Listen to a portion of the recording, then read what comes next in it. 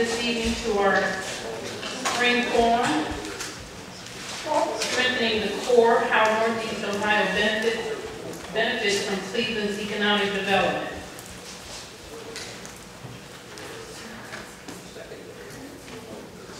We're going to get started with some of the NOCA business before we actually start with the presentation. Our executive committee has been working on our constitution and bylaws. And we had a few bylaw changes and constitution changes, and we'd like to present those to the membership present tonight for consideration. We have added under Article 3 membership, Section 2, active membership shall consist of any elected or appointed council person or trustee of any city, village, or township whose dues are paid in full each year.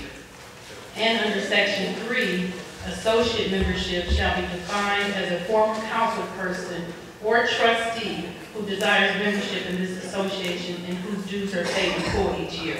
We've added the word trustee to include our townships and villages. That's the first constitution change. And under bylaws, for dues, Section 1, dues for this association shall be $400 per year for any city, village, or townships, elected or appointed council persons or trustees up to and including 9 members. A municipality with more than 9 members will pay the same dues for each additional 9 members or a proration of that amount. Dues are to be paid before the annual meeting of each year. Associate membership fee shall be $75 per year. Again, we've added township and trustees, and also the associate membership fee was increased to $75 to cover costs for the annual meetings and different functions that we have throughout the year. I know this is a big change, our associate memberships, and we have a few associate members here tonight. They've always been our loyal supporters as well. But $75 covers dinners. We invite the associate members so that they can come to the dinners without having to worry about the cost of paying for them. So that was the reason and rationale behind that change. And under Article 7, standing committees, we've added a new standing committee. We have the program committee, membership committee, public relations committee, municipal topics committee, and we've added constitution and bylaws committee because we felt the need to have those bylaws looked at on an annual basis.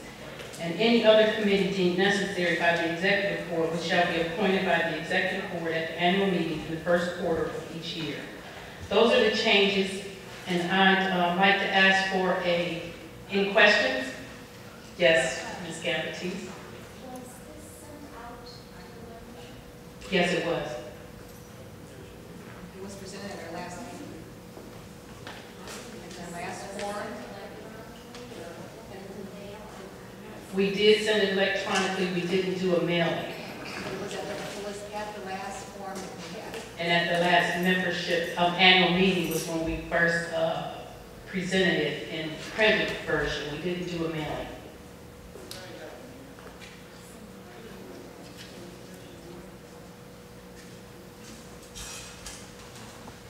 We also have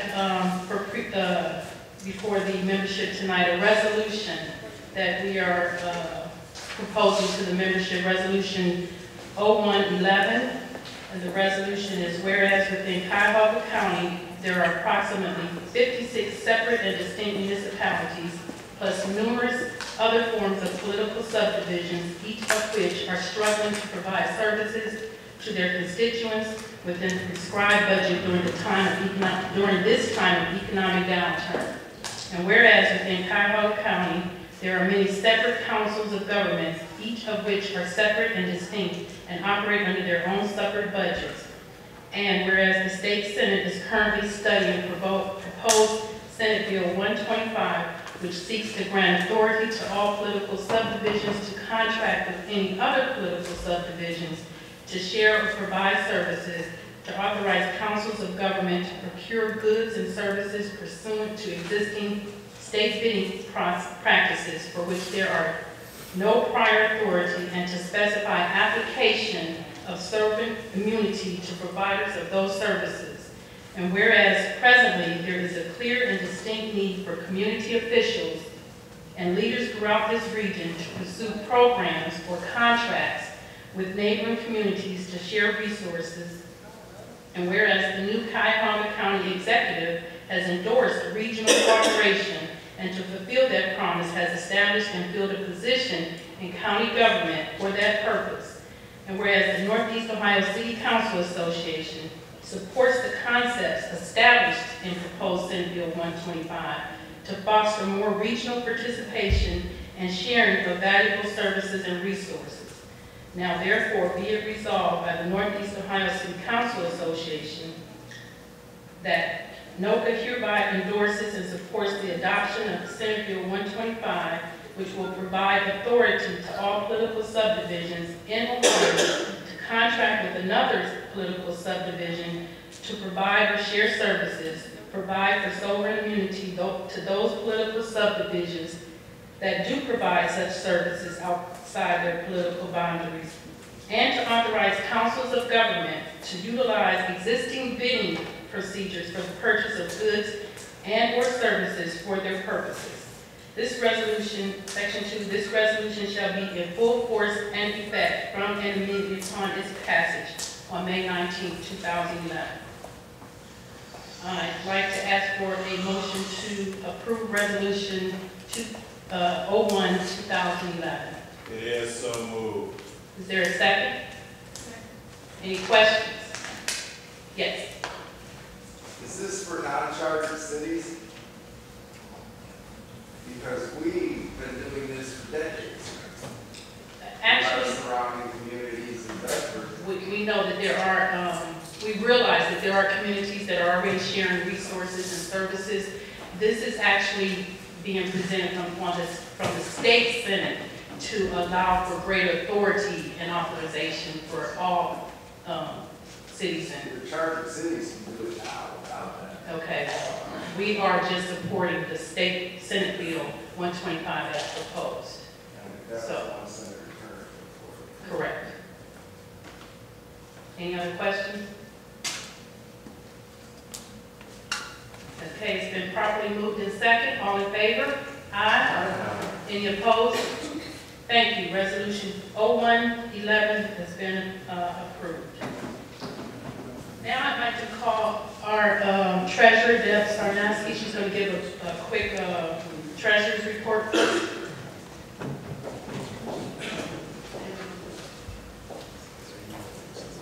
Okay, our current checking balance as of May 16th is $7,329.37. We also have a CD that matures June 3rd at PNC Bank for $12,136.90. We have 27 paid members and 5 associate members. Would you like me to present the paid members? At this time, we have Orange, Moreland Hills, University Heights, Mayfield, North Homestead, Valley View, Shaker Heights, Cleveland, Cleveland Heights, Fairview Park, Maple Heights, Brook Park, Parma, Seven Hills, Gates Mills, Solon, Bedford, Strongsville, Oakwood, Homestead Falls, Warrensville Heights, Garfield Heights, Village of Highland Heights, Broadview Heights, Village of Newburgh Heights, Bedford Heights, and Richmond Heights. And our 5 associate members is Chuck Germana, Steve Bennett, Lou Zucker, Nicole Daly Jones, and Carmen Lentini.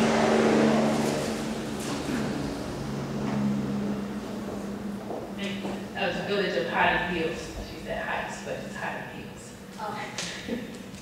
All right, at this time, our Vice President, Al Foster, is going to come and introduce our speakers. Our speakers have agreed how they're going to present, and they're going to do individual presentations, and Al will introduce them all collectively, but then they will individually come up and they decide what order they're going.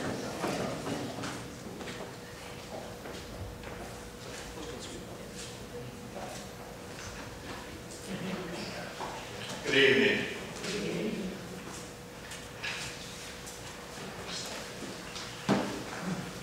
So pleased to have such dynamic speakers this evening. Adam Fishman, who is one of the speakers, has more than 24 years experience in the commercial and real estate industry. Prior to joining Fairmont Properties LLC, Mr. Fishman served as market leader for Trammell Crow Companies, Cleveland and Columbus operations, and then as president and managing partner of Cleveland Real Estate Partners, an international corporate real estate consulting and advisory firm. In 1999, Mr. Fishman negotiated the sale of Cleveland Real Estate Partners in Deloitte & Touche, a leading global professional services firm. Mr. Fishman then joined Deloitte & Touche as a partner in the Management Solutions and Services Group, providing national and estate consultative services. Mr. Fishman joined Fairmont as co-principal just prior to the firm's first anniversary and oversees all of the firm's financial, operational, construction, entitlement, and planning activities. Our other speaker, the second one, will be Brad Hirsch. Brad Hirsch is the Vice President and Assistant General Manager of Horseshoe Casino, Cleveland, a $350 million casino development inside downtown's historic district, the Higbee Building. He will be responsible for all gaming operations when the casino opens in 2012, including table games, slots, food and beverages, facilities, and security. Mr. Hirsch brings a robust gaming operations background to Cleveland from Caesars Entertainment Corporation, headquartered in Las Vegas, and from properties throughout the South and Midwest. Brad has worked within the Horseshoe brand for more than 5 years and has successfully applied lean principles to casino operations to improve customer service, build leadership teams, and develop engaged employee cultures. Our next speaker after Brad will be Deb Janik, who joined the Greater Cleveland Partnership as the Senior Vice President, Real Estate and Business Development in October of 2005. Ms. Janik's duties as GCP include management of all GCP development programs, including business development, economic development, and real estate development activities. Ms. Janik also serves as primary liaison for GCP's regional development efforts, working in tandem with Team NEO, the private sector-led regional economic development organization, and the region's public sector entities. Ms. Janik continues to provide lead staff support for the public-private partnership efforts of the Flats East Bank redevelopment project and other catalyst real estate projects of scale. Additional duties include cultivating development activities within the core city and inner ring suburbs, working with GCP's Cleveland Development Advisors Group, the Downtown Cleveland Alliance, University Circle Incorporated, and numerous private and not-for-profit development organizations. Our last speaker this evening will be Dennis Madden, who is the Executive Director of Cleveland Medical Mart in the Convention Center, managed by MMPI. In this capacity, he is responsible for representing MMPI in Cleveland on the development of a world-class medical mart, trade show facility, and conference center. While serving as a liaison between MMPI and the Cleveland community, He began his career at MMPI in July 2008. The Cleveland Medical Mart and Convention Center will house permanent showrooms for healthcare equipment and products, while also featuring a convention center for medical-related trade shows and conferences. Prior to joining MMPI, Mr. Madden served as the county administrator for Cuyahoga County of Ohio, Ohio's largest county, where he managed an annual budget of about $1.4 million and 9,400 employees. At this point, I'd like for us to give a hand for all of our speakers this evening, and then I'd like for Mr. Christmas. Thank you.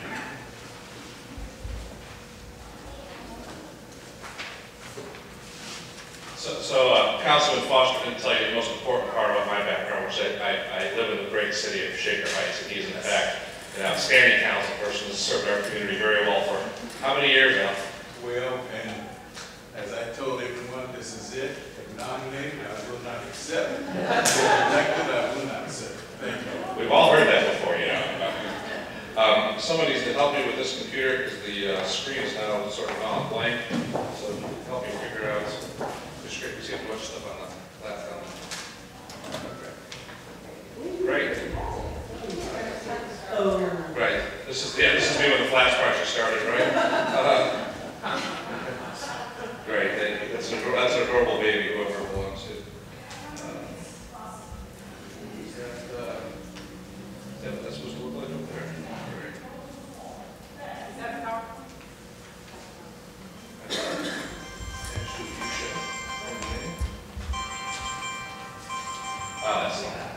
That's better when the technology works. That's all great. So this is an intimate group tonight, so I'm going to try and run through a bunch of slides and try and educate you on what's happening with the Flat East Bank project fairly quickly. But feel free to interrupt and ask questions if you'd like, so that this could be more of a dialogue if you wish. I am here as a partner in the Flat East Bank development, along with Scott and Iris Wolstein, and my partner Randy Rottenberg, who make up Flat East Development and Fed Main Street LLC, the two co-developers of the project. And this is really, in many ways, a realization of the Wolstein family's vision and dream for the Flat East Bank that they've held for 25 years. This has been a labor of love for Bart Wolstein when he was alive, his wife Iris, and now Iris and her son Scott. And we're just fortunate enough to have been selected as their development partner to lead the day-to-day activities and to move forward on the project. This has also been, as Ms. Janik knows, because she's worked with us closely in her several public capacities over the years, been a long process to get to this point. This project has lived and died and lived many times. But we're delighted to be before you today, having closed financing from 37 separate sources of capital on December 21st of 2010, started construction on December 22nd, 2010, and we are squarely underway with about a $275 million mixed-use project that will open for occupancy in late winter, early spring of 2013. And notwithstanding all the rain, we're actually a couple days ahead of schedule. So this is obviously where Cleveland started. The Flats is where most of what's great in Cleveland was originally formed. And this is our site, circa the beginning of the 1900s. And obviously this is the early City Council Association from about that same time. You all look much more civil now than you did back then. So congratulations on your evolution over the many years. The Flat, that's Grace Armory for those of you who are interested. The Flats is an industrial site. It's long been where Cleveland built things, made things, created things. As a result, it's a significant brownfield, and our project is a major brownfield redevelopment, and we participated in virtually every cleanup process, program, and funding opportunity known through the county, the city, the state, the federal government. And I'm pleased to report, as I stand before you today, that we have a no further action letter from the Ohio and federal EPA and the covenant not to sue, which for those of you who've done brownfields know those are sort of the big things you look for to complete financing. The Flats is where many of us had what I would describe as rites of passage in the 70s and 80s. We grew over 7 million visitors a year, but due to a lack of common ownership, a lowest common denominator, which was cheap beer to underage kids, and a lack of security, the Flats went from a wonderful district to this virtually overnight, almost as fast as you can imagine. And it stayed like this for many, many years, which was really tough. And in fact, that's my couch.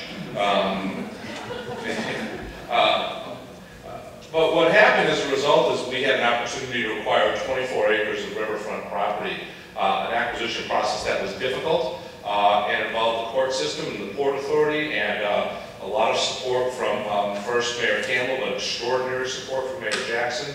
And we were able to acquire 24 acres hard on the Cuyahoga River, which is really one of the premier development sites in the United States. So our Phase 1 project includes about $275 million of improvements, but it's important to know that it is just the first phase. This is a $500 million project at least, and we're actually very active moving forward on our second and third phases right now, which I'll talk more about in a little bit. But our first phase, which is what we've closed financing on and what we're constructing now, what we will deliver, includes a 500,000 square foot office tower that will be known as the Ernst & Young Tower, 150-room Aloft hotel, a select service hotel,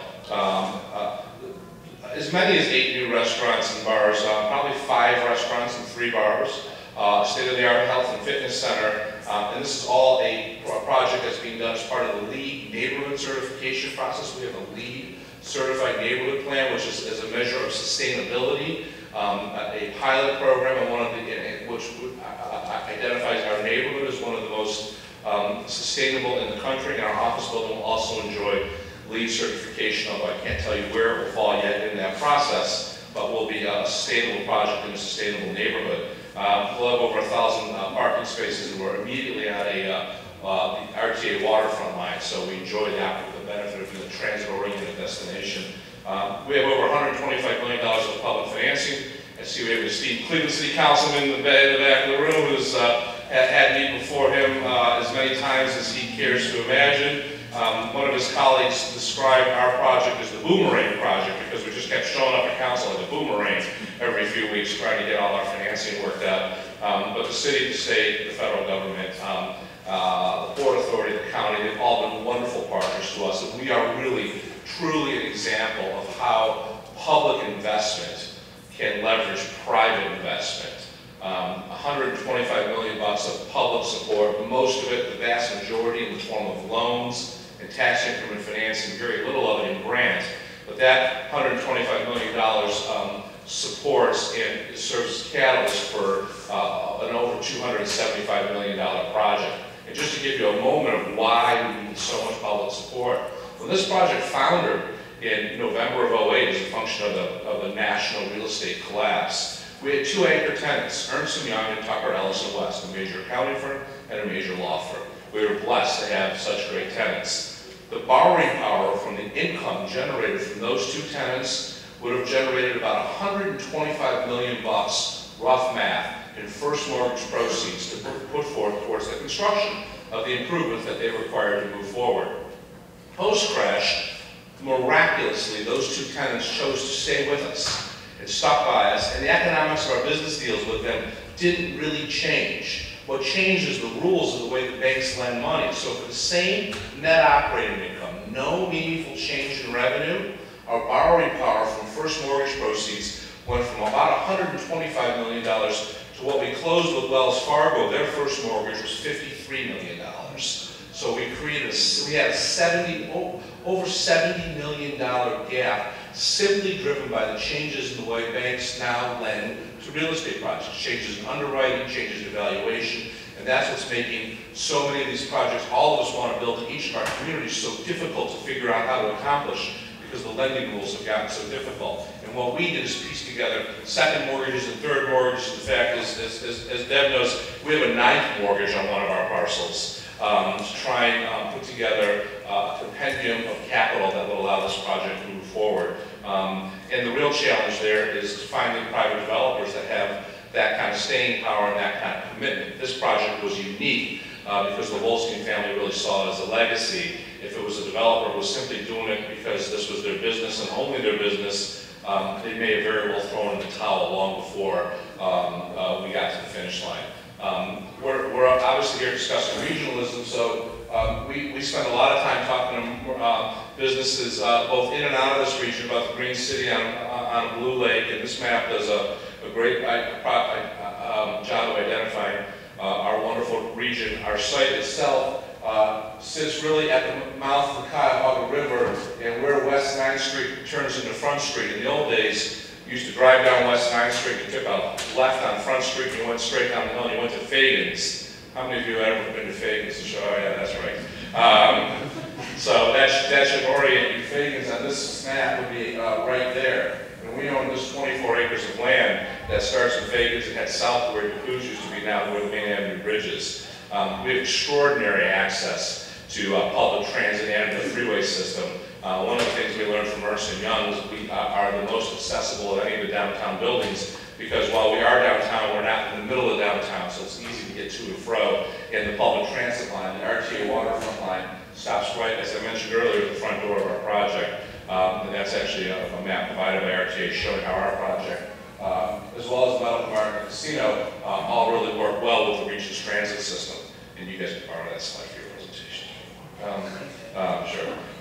We're a 5-minute walk to most things that are great in Cleveland, and many things that are going to be great in Cleveland, including the Medical Mart and the casino, and maybe a 10-minute walk to Progressive Field. That's actually assuming someone fitter than me is doing the walking. I'm going to take a cab. I'm going to spend a few minutes on this image here. This really describes the project in detail, and I'm going to buzz through a lot of the rest of the slides really fast. West 9th Street here, Front Street here, Fagan's used to be here, DeCou's used to be here. You all hear me? Great. This is sort of hard to do. So 18-story office building here, 150-room hotel here, freestanding restaurant here, here, here, here. We're building a small urban beach and a 1,200-foot new boardwalk about 20 feet wide. A terrific green space that really is our phase 2 site. But for now, we're showing this as green space, about 500 surface cars of parking. And then in the hotel building here, at the first floor of the hotel building, we'll have 3 or 4 restaurants. The second floor will have a health club. And how we actually accomplish that is there's about 40 feet of fall. We used to drive down what makes the flats, you go downward, right? So that fall occurs from here to here. In that 40 feet of fall, we bury 3 levels of parking so that the visitor really can't see the parking. And then we put the office building on top of that parking, and we put the retail and the health club around that parking, and then the hotel on top of that. So that's how it all sort of fits together. And we are under construction. This is proving that. And here's a vision of what this project will look like phase 1 from across the river. This is if you were sort of in a helicopter on top of shooters. You can see that 1,200-foot boardwalk. And this is not architecture per se. These are sort of placeholders for what these buildings will ultimately be. But freestanding restaurant here, we're building a small, about 1.5 acre urban beach for the 8,000 or so people who already live downtown in the warehouse district to come down and use the green space, use the beach, play beach volleyball. And we're building actually a 5-month-a-year club, an outdoor club that will front on the urban beach. Although after this spring, I think that restaurateur may back out because certainly there's not been a lot of opportunities to go outside and enjoy a club or a restaurant. And then you can begin to see the hotel, and then the office building. This is Route 2, the Main Avenue Bridge, immediately adjacent to our project. Ernst & Young at the top, Tucker Ellis in the middle, and about 200,000 feet of available space with terrific views sitting on top of that parking deck. At West 10th, you can see the restaurant spaces actually are in gold. We'll do 4 different restaurants, 1 freestanding. One will be actually an Italian steakhouse. We have a commitment from a terrific operator to do a white tablecloth Italian steakhouse, but also to provide room service up into the Aloft Hotel. It won't be called Prime. This is a placeholder from the architect. We're going to do a chef-inspired restaurant, which will very likely be a unique Mexican, sort of funky, cool taco concept, which we're really excited about. And then we'll also going to do at the corner, since we've drawn this slide, we decided to do an American bistro. That's our international cuisine is American. American bistro, and then across the street we're going to do a freestanding mozzarella bar with panini sandwiches. All our restaurants will have outdoor dining, most of them with great views to the river. Above that will be a 15,000 square foot health club, committed operator from Columbus called Pulse Fitness. And this is apparently what exercise looks like, or so I've heard from those of you who actually participate. You can probably verify that. This drawing is beginning to show you what the early designs are for the outdoor spaces. This is underneath the Main Avenue Bridge.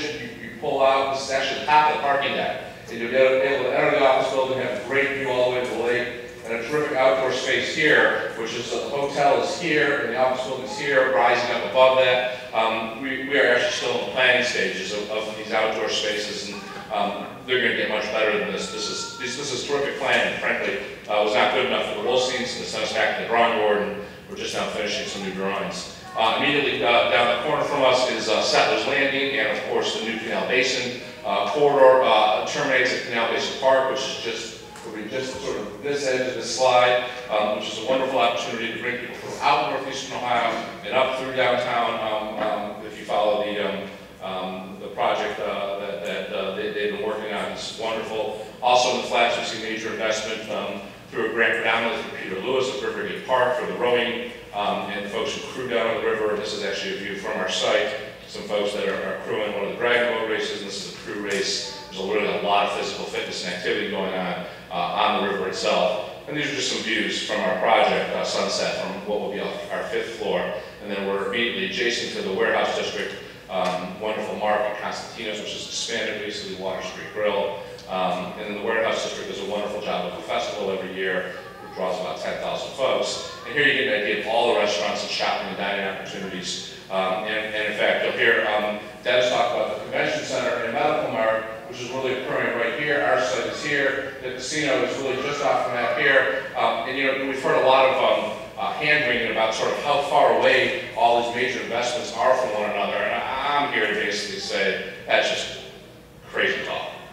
Cleveland downtown is a very small and intimate place. We need some great wayfinding. We need to create better connections. We need people to be able to understand how to get from one to the other. But these 3 huge, life-changing, once-in-a-generation amenities and developments are all really proximate to what is a really walkable, wonderful downtown that of course needs to make sure we connect people to all these amenities, but they're all going to work wonderfully together.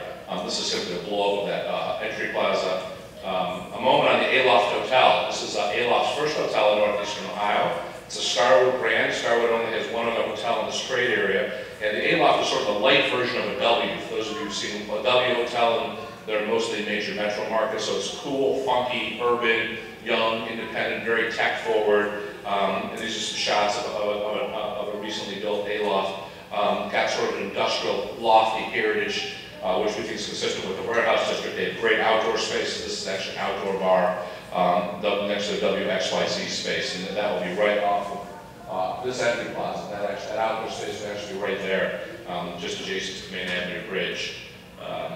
Just to show you some other iterations of inside the building. We'll do a deli, a specialty coffee shop. This is a rendering of what the office building lobby might look like, although we've cropped this for something slightly edgier and not quite so white and stark. In fact, Scott Wolstein saw this drawing and decided that was him ready to jump off the edge because he hated it so much. So we're getting there now. We'll have a newspaper, a sundry shop in the building, and then you begin to feel the floor plates of the office building are about 25,000 feet each. To the extent any of you during your day jobs are major decision makers for office building relocation, I have Lisa's back in the back of the room, and I'd be happy to talk to you. But this property, and why this works and why it will work in the market, is we're at the very high end of the price point. We're brand new construction. You haven't built an office building in downtown Cleveland in a generation, like over 20 years. And part of the reason this works is because our rents are more affordable because we have a lot of public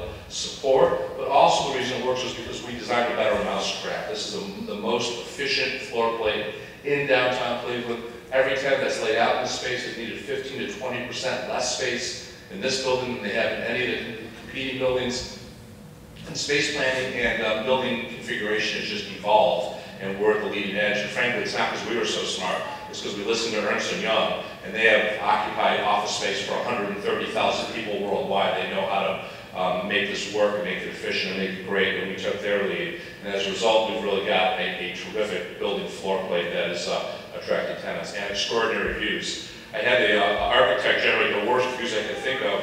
This is the third floor, our lowest available floor, and the views are just outstanding. This is the third floor looking back towards our entry plaza and the Main Avenue Bridge. From the fifth floor, we have views 270 degrees of water, we have a river or lake, and then obviously the air show and the crewing. These are, again, all those terrific views. And then back up towards the city, I think the urban view, if you will, is equally interesting both night and day and night.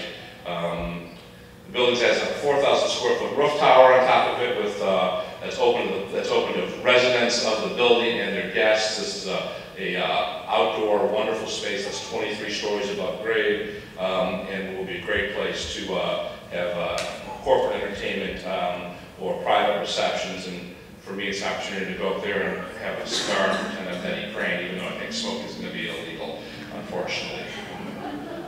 I'd like to talk more about that later with some of you legislators. And then obviously the sunsets, the views from up there will be remarkable.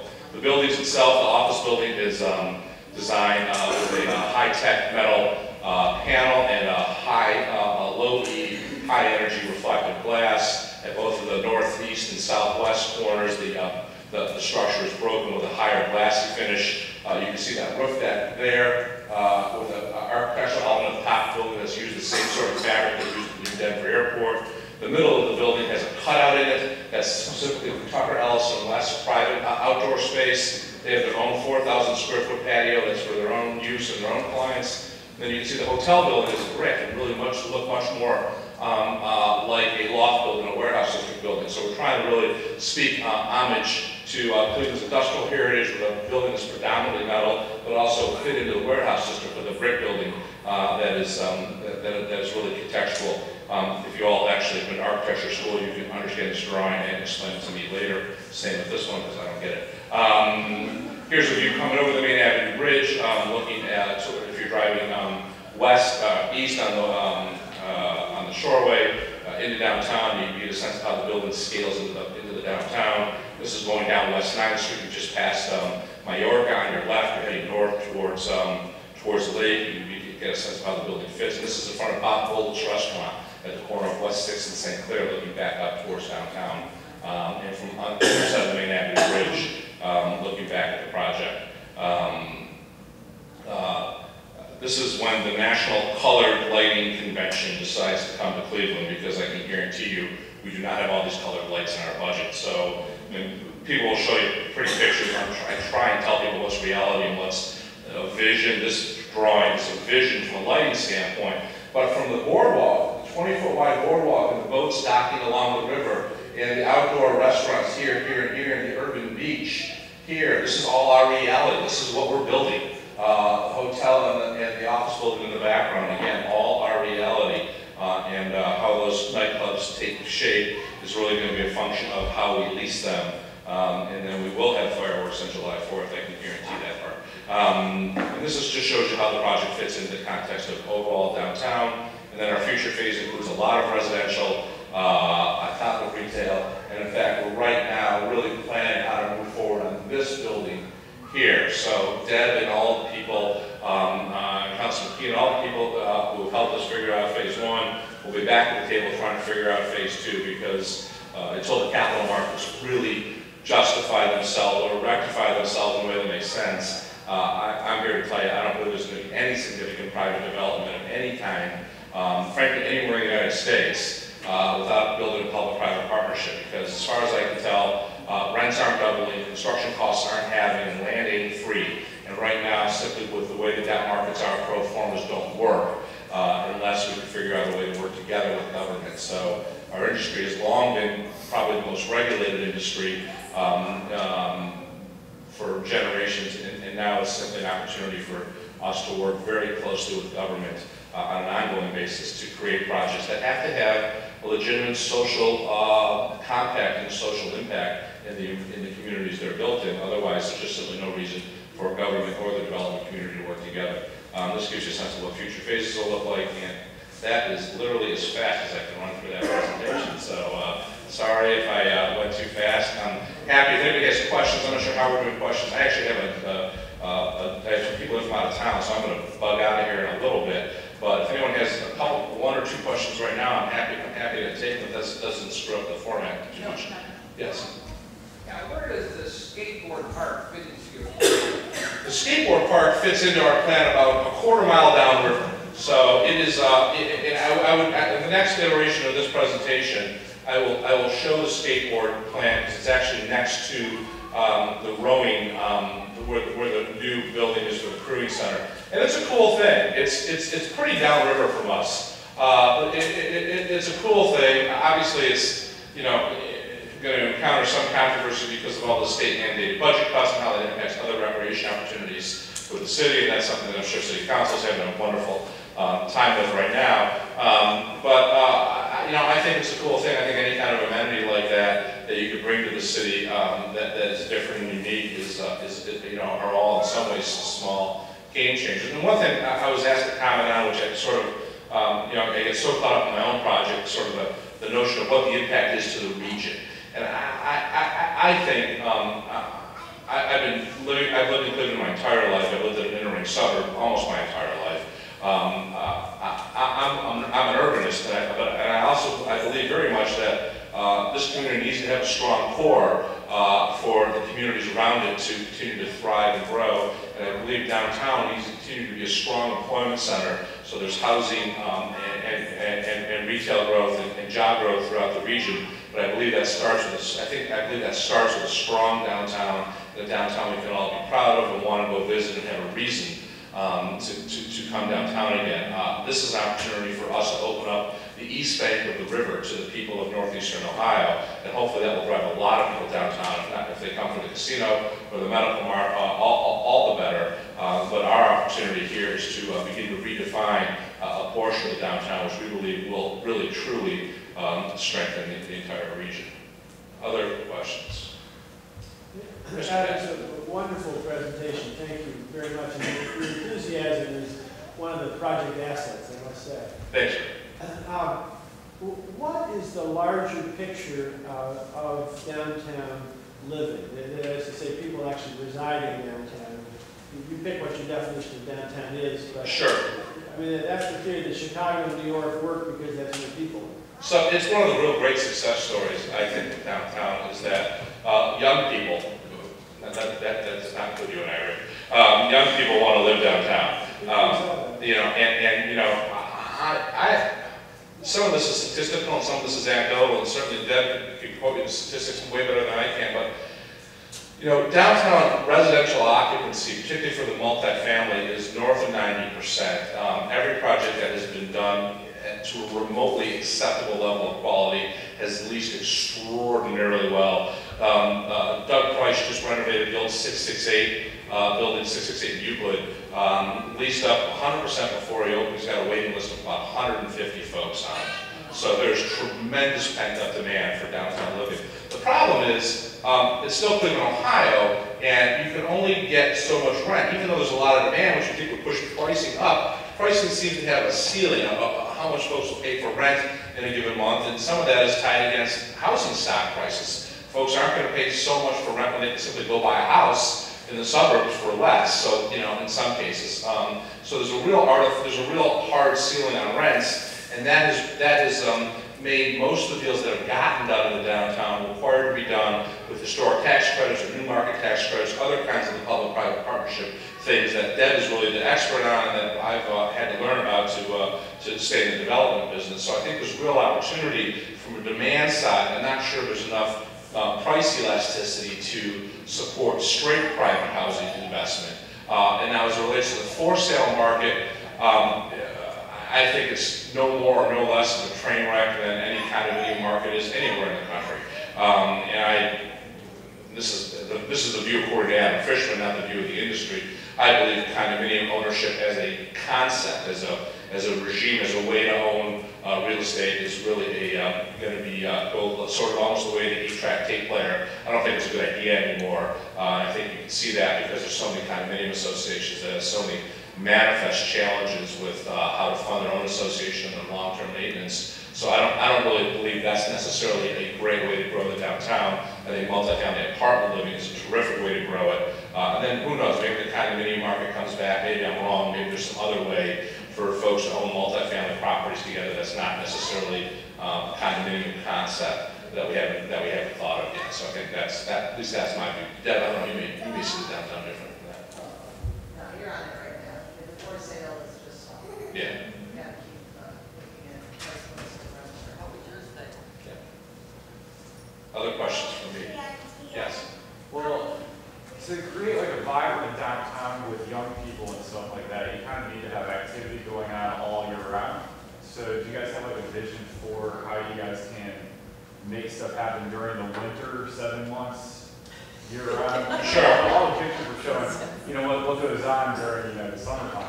Right, so if you find me a developer who shows you pictures when it's cold, rainy, and snowy outside, I will find you a developer who's unemployed.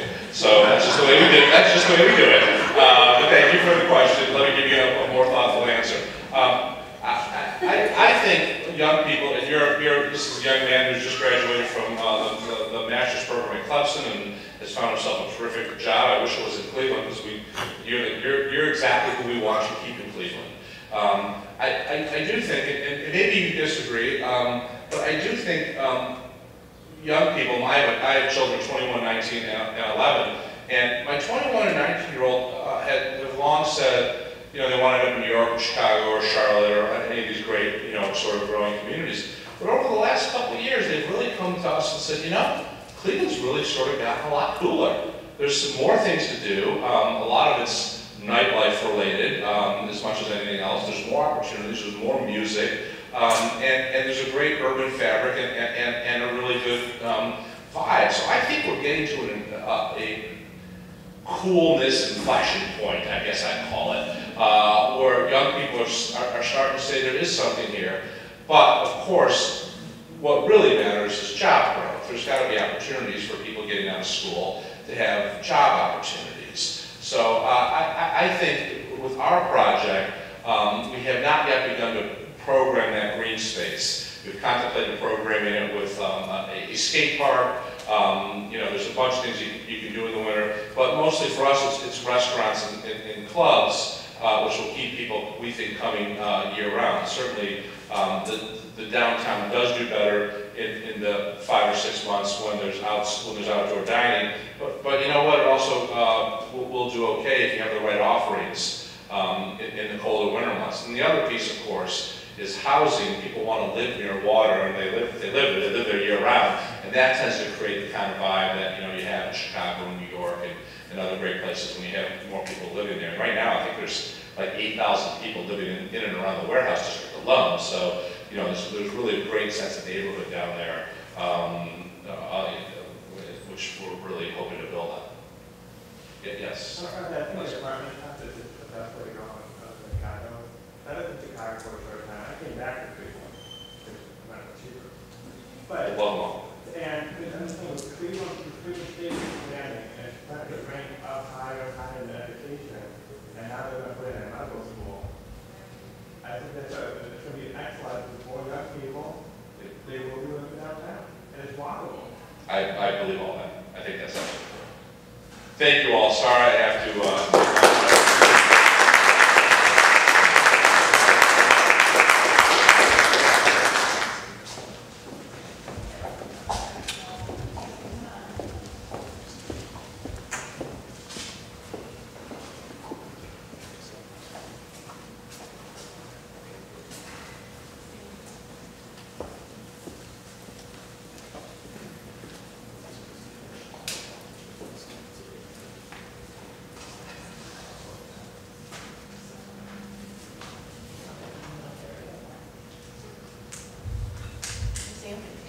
Yeah, there we go. He's hiding from.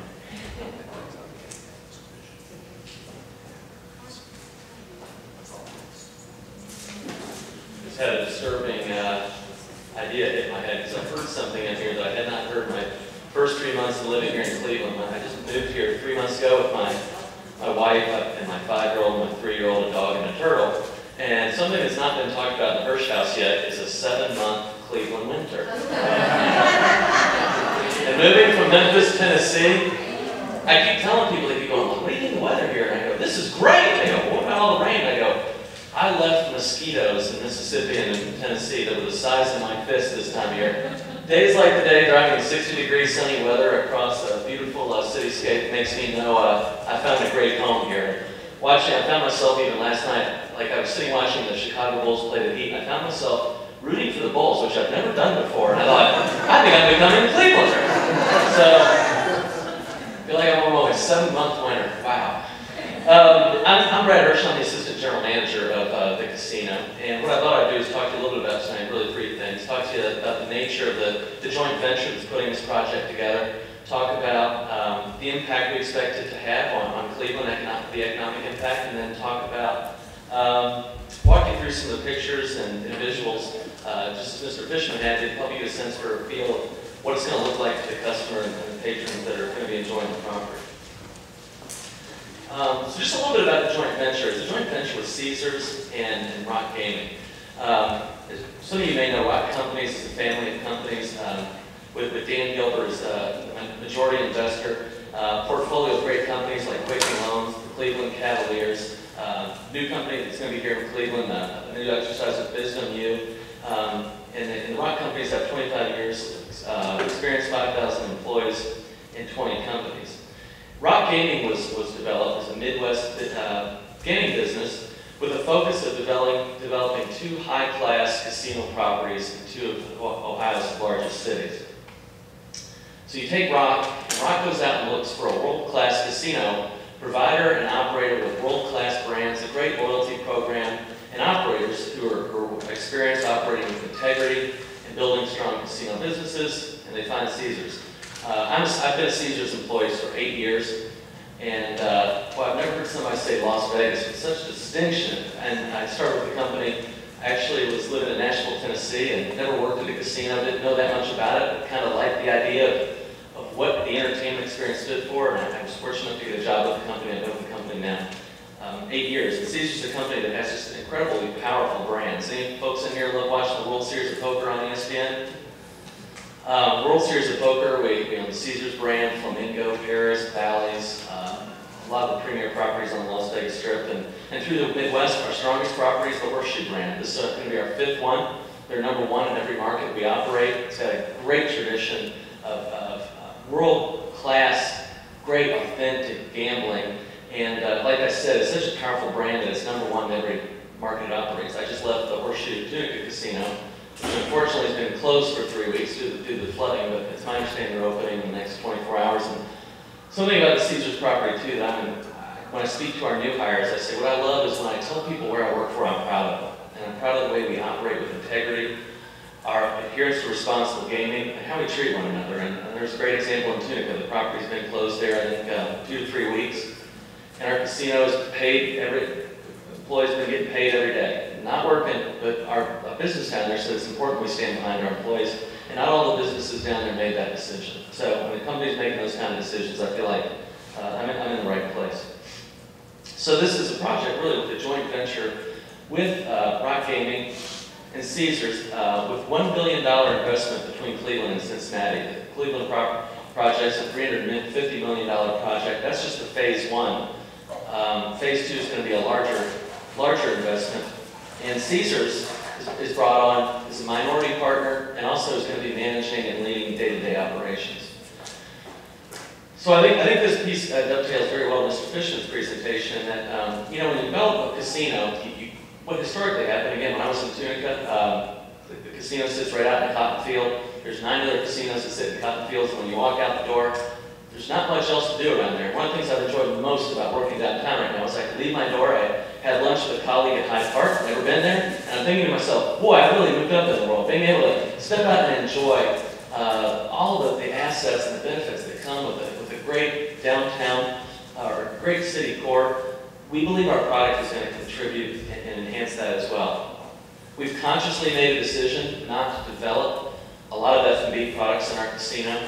There's not a steakhouse, there's not some of the other restaurant operations you'd see in a casino because we're looking to connect with the existing operators in the area. There's fantastic restaurant outlets, there's fantastic food and beverage operators. I've got about 5 extra pounds on my waistline right now to prove it, not counting the piece that I just had in the back. And we believe that our property can connect to help those operators grow with us. So when this city grows, our business grows. We also believe, obviously, that our property can be part of the portfolio that can attract tourism. We expect 5 million customers annually to our property. That's 10 to 15,000 a day. We believe the way we want to market our property is making it part of the portfolio of experience somebody has when they come to Cleveland, with the Rock Hall of Fame, the Warehouse District, the pro sports teams. This is all part of that portfolio that can help Cleveland grow.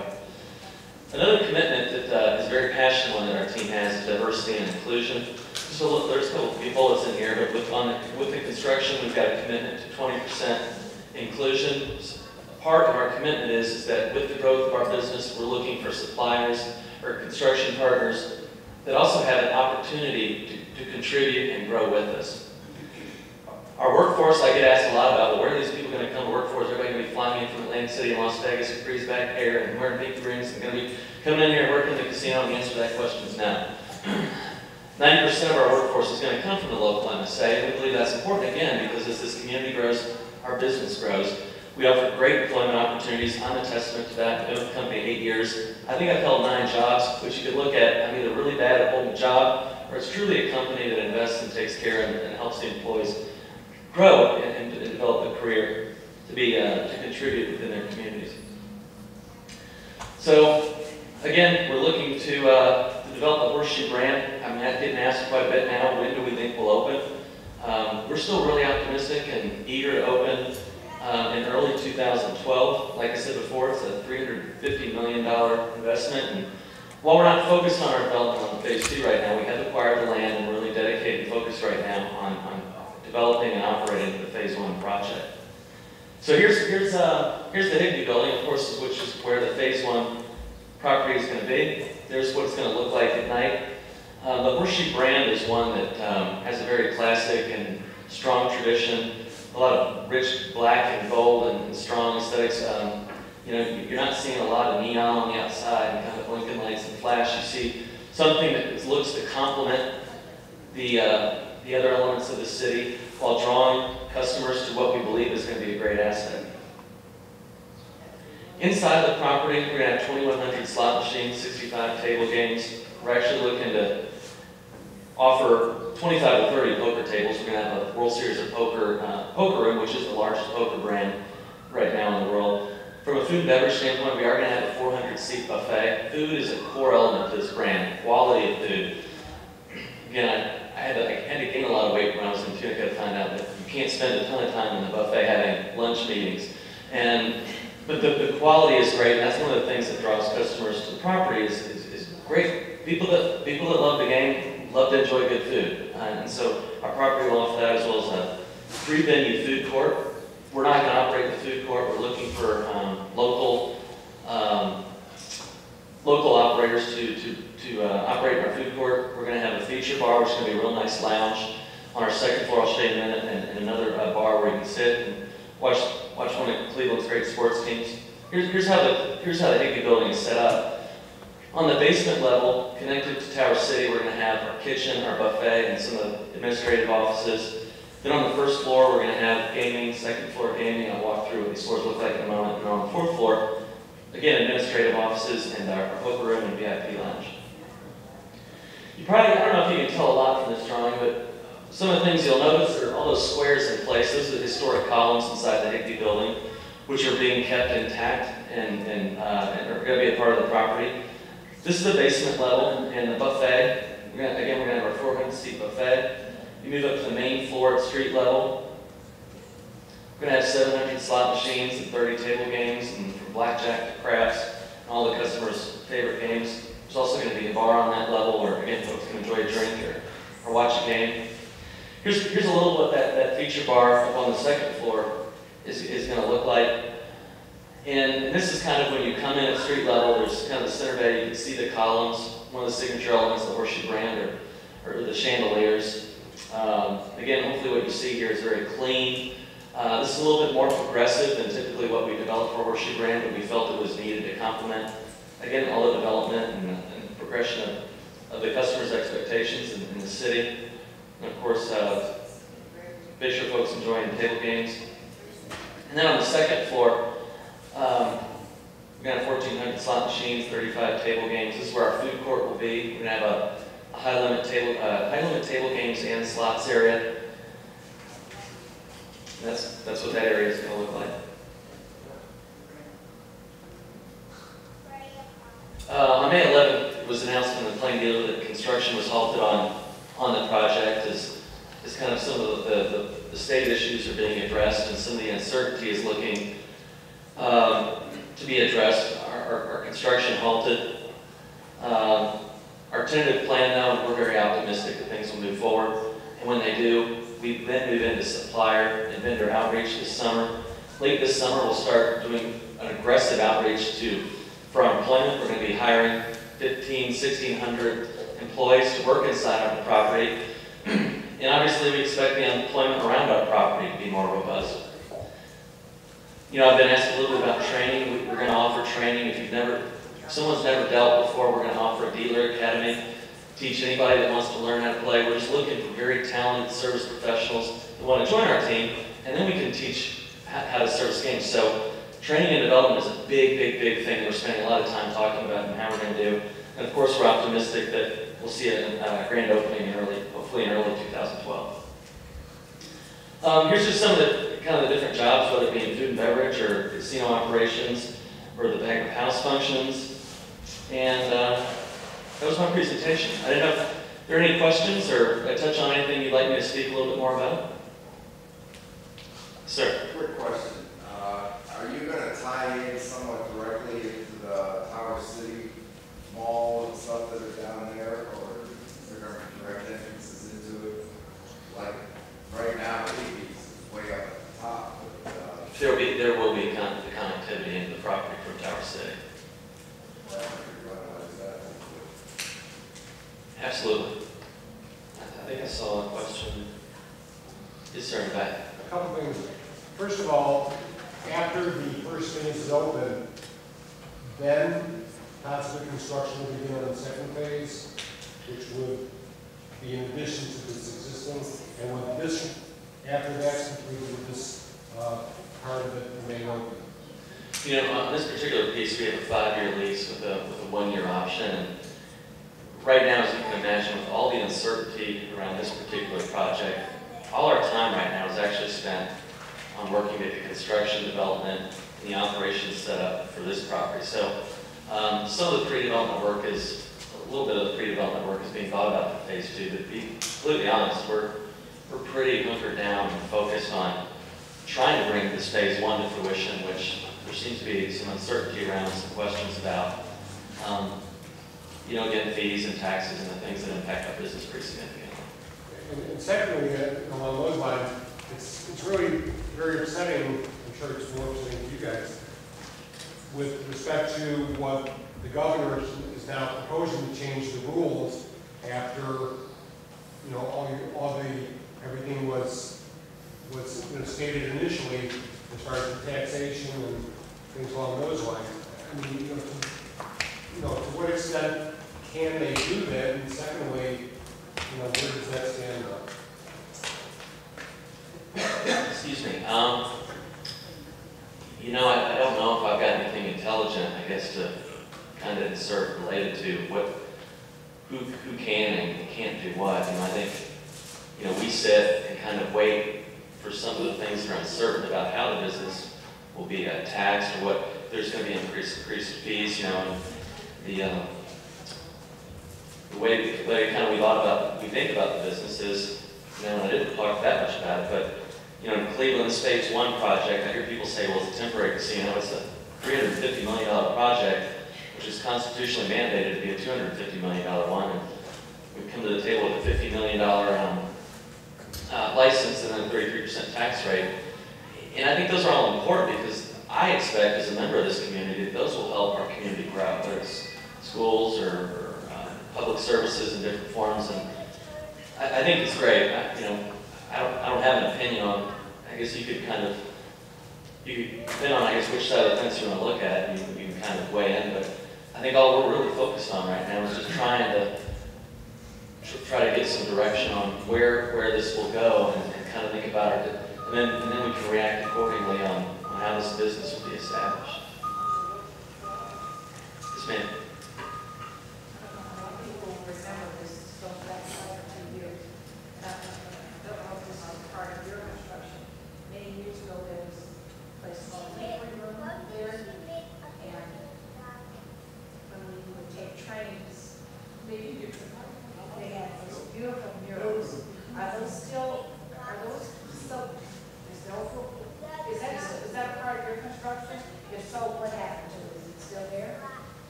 feel like I'm getting some homework. Where is this? The old room's in the tower. It's still there. It's on the lower level. It's not City Tower.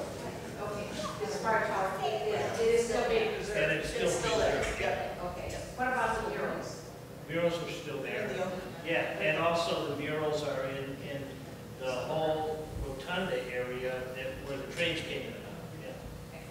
Yeah. Are there plans to save that, to make certain that that is preserved? Yeah, I think it's a historical building. Oh, yeah. There's no plans to come down and see it. That's right, come down and see it. That's for Brad, we'll go down together. Yes, ma'am. No, just what about the Silver Grill? It's still there. Still there. And operation. And Special events, yes. And operate, It exactly. operates in relationship with the Ritz-Carlton. And they do have special events in comparison to Silver Grill. Stop. Anything else? Thank you so much for your time.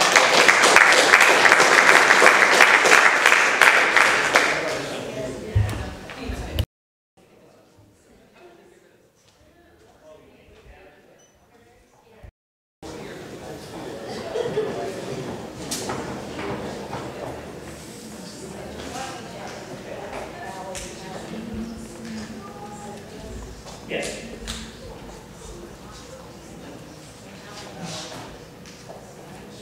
See how I advance. Thank you.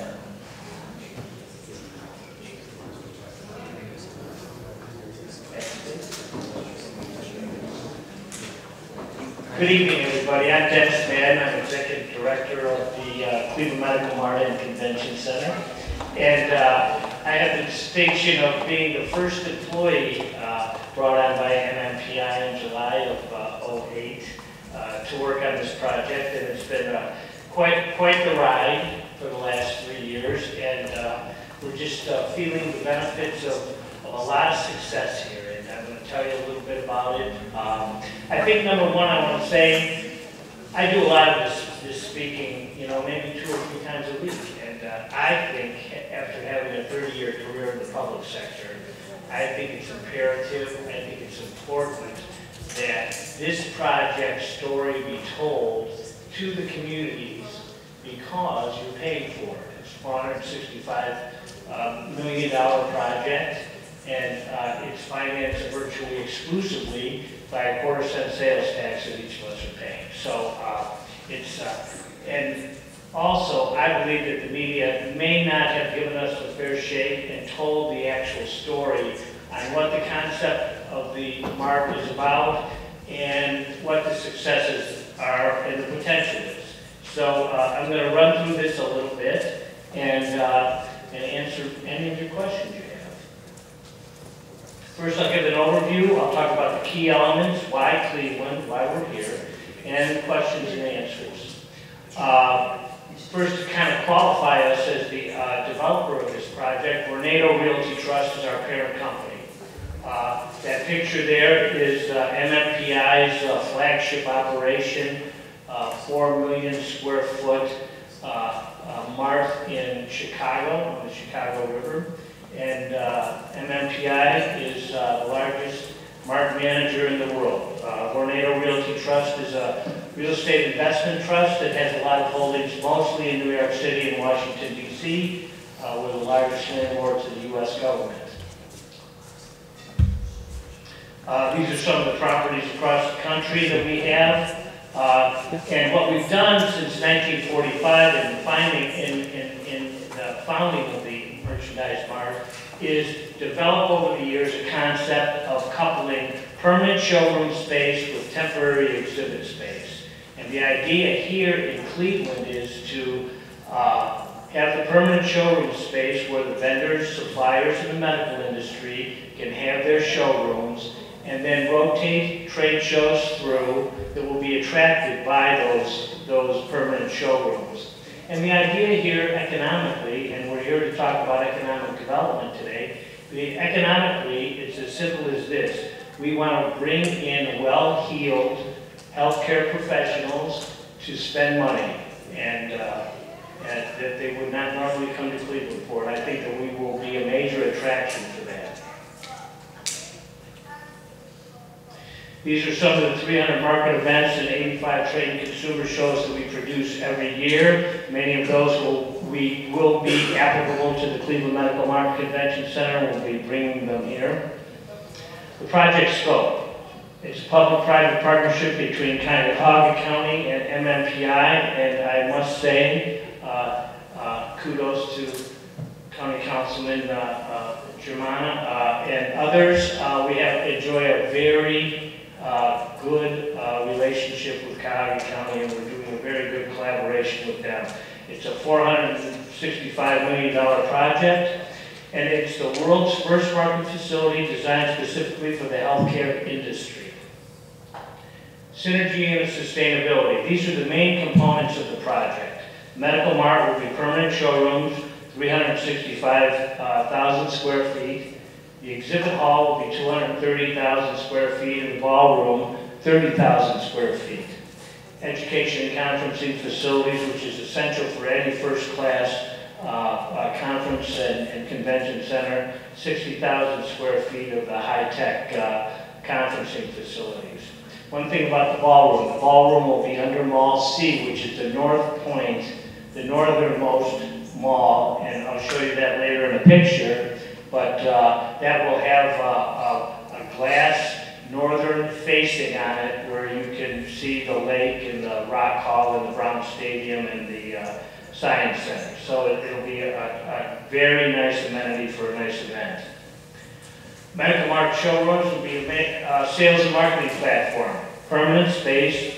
The content and staffing will be determined by the tenant. Many of the tenants will be using that for maybe a national sales or a regional sales office. It could be a foreign company who will have their U.S. headquarters here. The exhibit hall will accommodate 85% of the medical meetings that are produced in the United States. I know there's a lot of discussion about the size of this facility. Education and conference facility will state-of-the-art technology and training labs. I talked about our market comparison. Our market set here is typically Columbus, Pittsburgh, Cleveland, and Cincinnati, the second tier of the convention business. And we're right smack in the middle of that. And we believe that this will be a competitive, and we've had a company that we've engaged services, Conventional Wisdom out of Orlando, and they have verified this for the county and also for the city of Cleveland. Economic impact. Design and construction of the Medical Mart and Convention Center, the operation, visitor spending, event spending, operations of the leaseholders. We estimate that over the 3 years of construction and the first 5 years of operations, that we can realize an economic impact of about $1.9 billion to this community. That will include, for those 8 years, an average of 2,000 new jobs, new permanent jobs for the construction and for the operation of the Medical Mart Convention Center on an annual basis. Local participation in construction. We have some requirements in our agreement with the county. In addition to the local prime contractors, we felt it was important to have small business participation in this project. And our requirement was countywide to have 25% local small business participation, and we are currently at a level of 36.62%.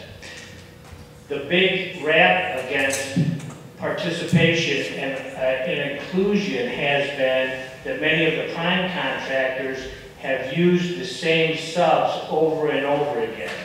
And we're happy to report that on this project, as of today, 39 small business enterprises are partnering with primes for the first time. So it's opening the door for more and more opportunities. And I believe that this package we've put together will become a model for how other construction projects can utilize the local workforce and the local enterprises as well. Tenants in the Medical Mart.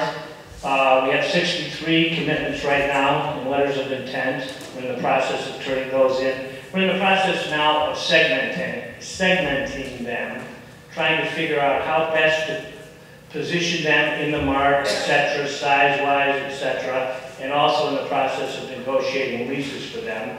But it'll be medical devices, device development, healthcare IT is a big thing, particularly with healthcare reform, media, healthcare providers, and also the big institutions, the clinic, university hospitals, Metro Health, and Sisters of Charity will all participate in there, as well as some educational institutions. Tri-C will have a lot of activity going on in there, as well as Case Western Reserve. So those are some of the names that, just a sampling of some of those names. The tenants of the convention center, in terms of, we have 37 conferences signed up. On opening groundbreaking day on the 14th of January, we had less than half of that. Once we put the shovel in the ground, these meeting planners knew that this project was really going to happen, because even locally there was so much skepticism about the project. And once we put the shovel in the ground, everybody knew it was going to be real. So we got a lot of traction out of that. And we have received a lot of national attention in the hospitality, the convention, and the medical media for this project nationally. And so we're getting a lot of people are knocking on our doors.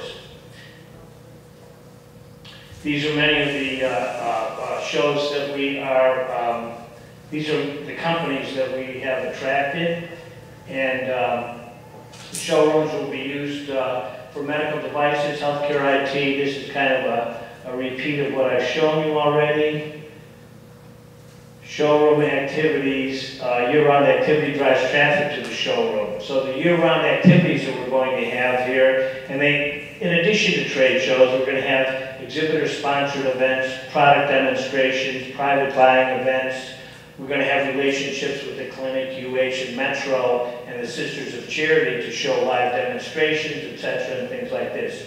So we believe that our unique mix of innovation, education, and commerce is going to be an attraction nationally and internationally in the medical industry. People will want to come to Cleveland and Cuyahoga County to see what's going on here. Showroom benefits, there's going to be a decreased cost of doing business. We believe that if you have a permanent showroom, we can show statistically, if you have a permanent showroom in the medical mart, that showroom will show a return on its investment if we can bring one relevant trade show to the showroom, as opposed to that company having to schlep its equipment and exhibit to one or two shows somewhere else. So we believe that we'll get a return on the investment after one show, and it'll be 100% return after two shows. And coming to Cleveland, it's easy to get in and out of, it's easy to get around in. It's a standard of living, a cost of living that's relatively inexpensive, and there are so many great amenities in this town that are really unheralded. I mean, you know, we have first-class dining, we have the arts, we have the professional sports teams, we have a lot of activities going on. And it's in 500 miles of 50% of the U.S. population.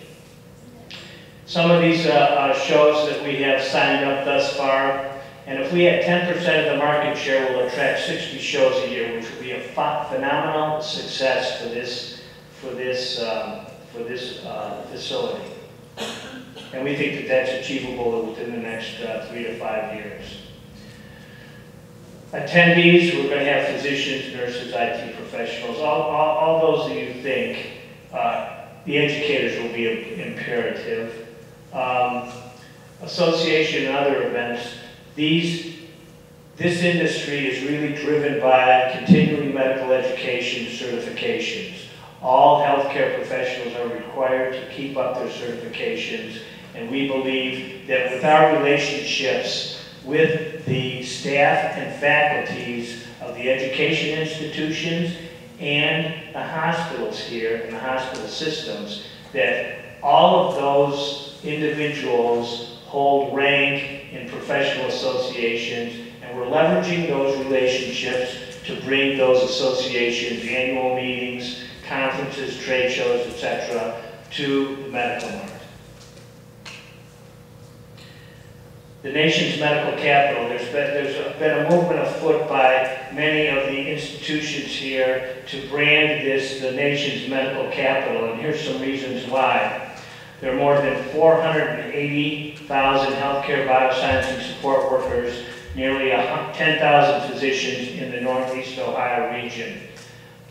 16 new cardiovascular companies have been started here the last 2 years. It's a $35 billion annual impact on the local economy. Plus all the institutions, 27 universities with 20+ programs in medical education.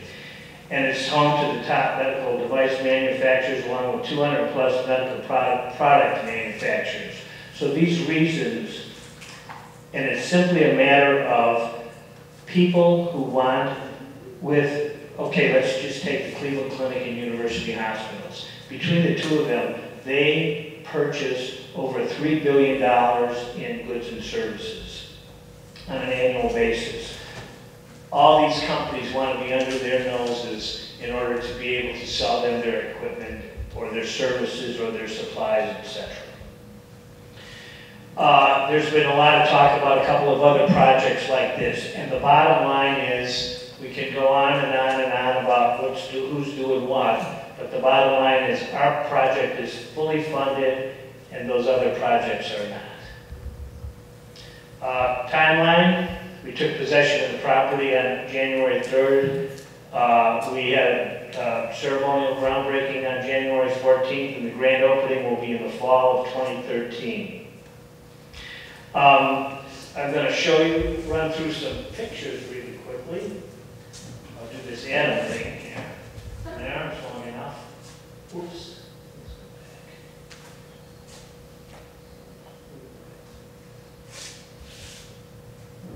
This is mall A, B, and C.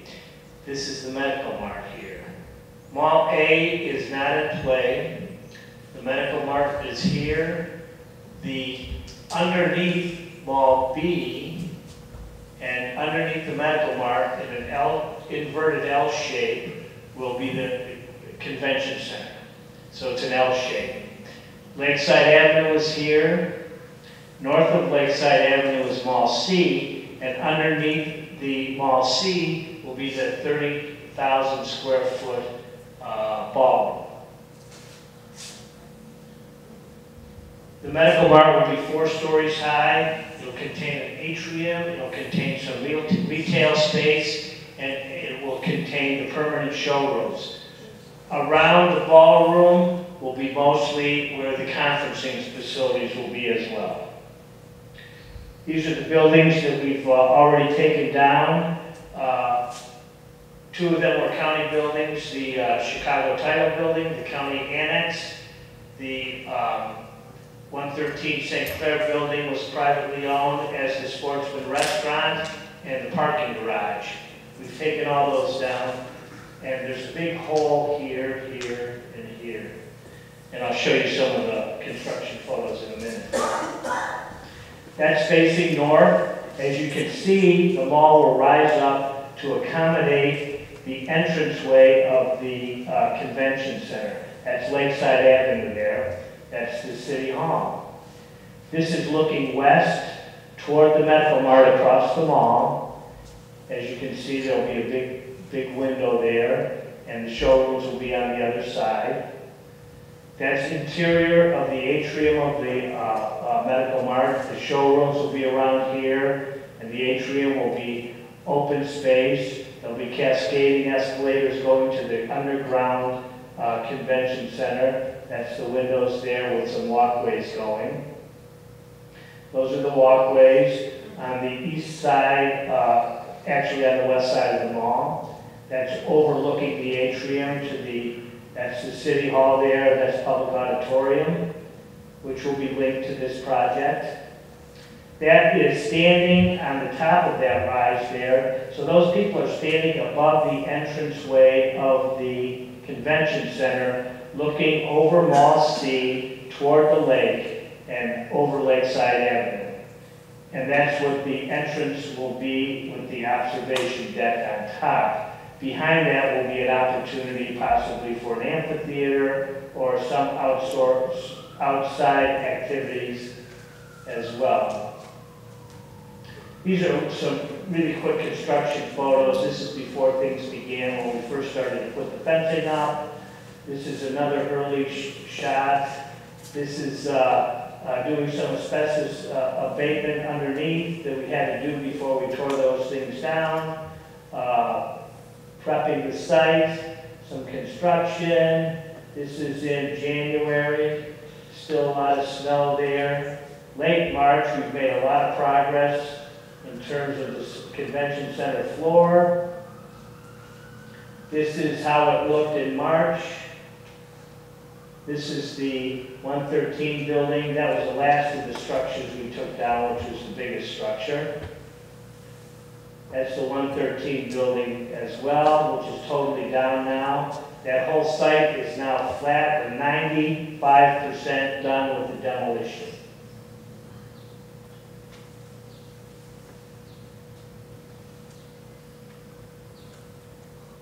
Now we're putting the caissons in, so we're doing a little bit of the preparation for the construction. And this is the exterior, a sampling of the exterior of the Medical Mart portion, and we're just leaving it outside to see how it weathers.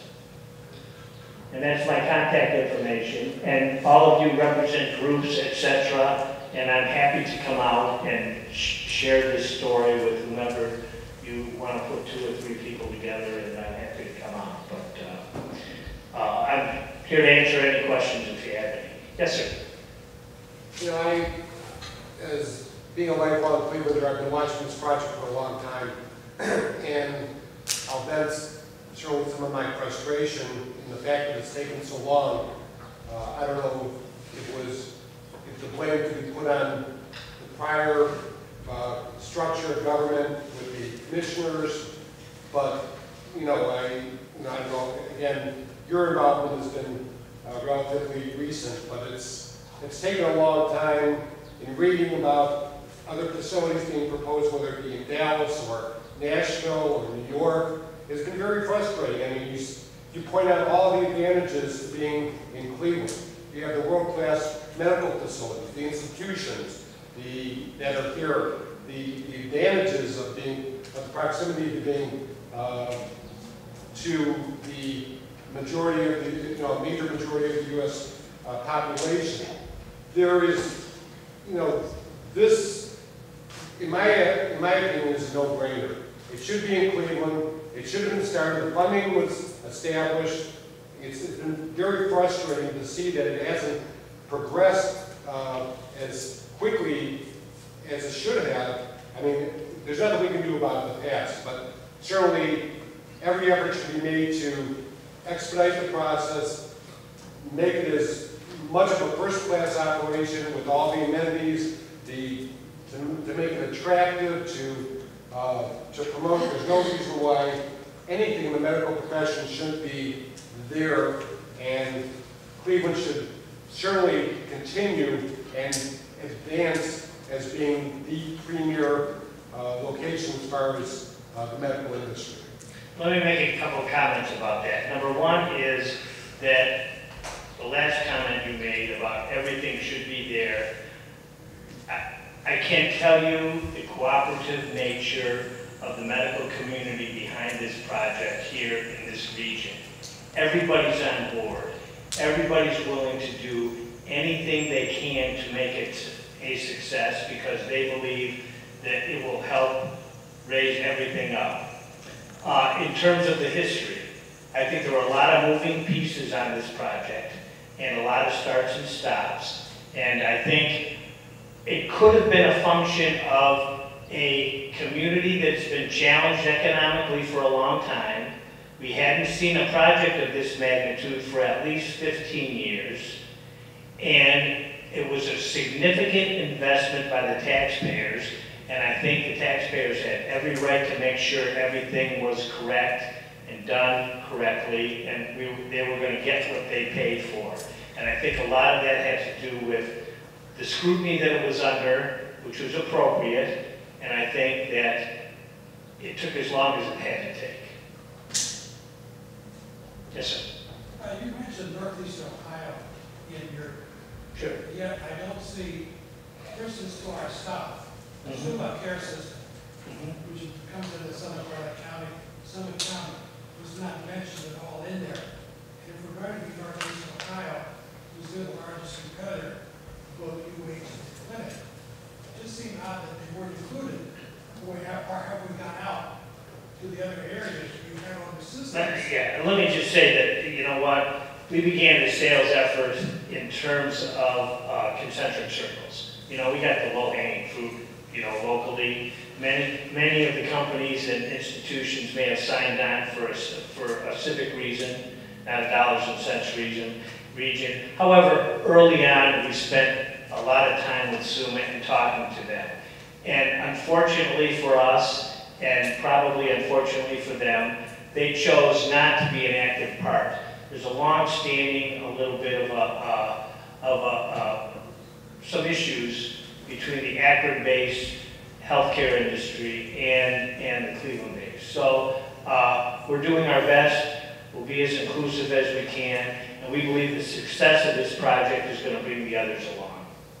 But we have reached out to them. The other question is that when doctors come to other areas of the country where they see this equipment, they usually like to go to where it's being used, actually that time. So UH and the clinic, no matter which one of the facilities, you've got a distance problem. Not necessarily. It's not that far, number one. But the clinic will be in the MART. UH will be in the MART. Metro Health will be in the MART. So they'll have a certain amount of presence there and a certain amount of activity going on there.